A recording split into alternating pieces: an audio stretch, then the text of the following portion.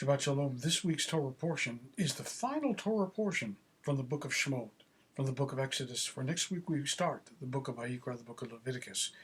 This week is Pekuday, and it is all about the building of the Mishkan, a central place where all Jews would gather to worship, much like later on would be the temple, much like later on would be the synagogues of Europe, of Asia, and of America, our own Beth Shalom right here.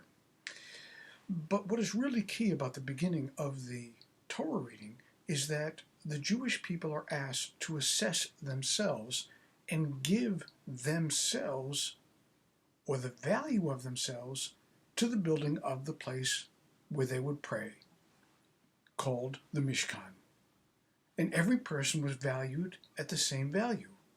And everyone would assess themselves at that value and then voluntarily pay their own value to the temple. So each Jew was assessed at 50 shekels of silver. Every Jew was responsible to give the same amount to the temple. No one owned the temple. No one said, I gave more. No one would say, I gave less. Everyone would give the same amount so that we'd all be equal owners in the place of worship.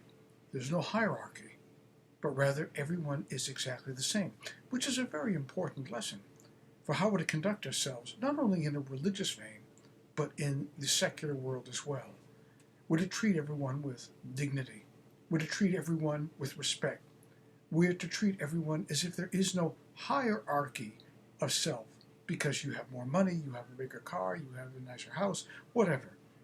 There is a level playing field, and God knows this. And we know that God knows this, which is even more important, that we are all the same in God's eyes. Of course, there's a dependency upon how we act. Do we act with integrity? Do we treat people kindly? Do we do the right thing? And there's one more aspect to the beginning of the Torah reading that I also want to pay respect to, that when we give voluntarily of ourselves, because nobody was forced to give to the temple, the Mishkan, or the synagogue. It's all voluntary.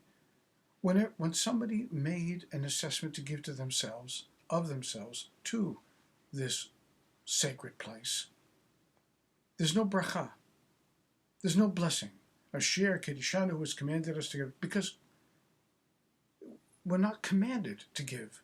We're asked to give. And as a result, it comes from the heart that we decide to participate wholly as an individual in the building of a sacred place of worship, or withhold. And much in the same way, there's no bracha, there's no blessing for when we give tzedakah.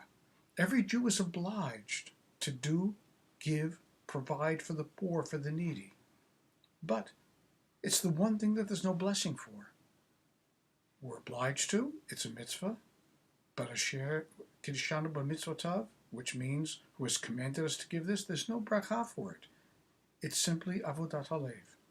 It is the work of one's own heart and soul. No bracha, it's the right thing to do. And maybe that's what we should walk away with from this week's Torah reading. We are commanded to do the right thing, but nobody's pressing our arm. Nobody's putting a gun to our head.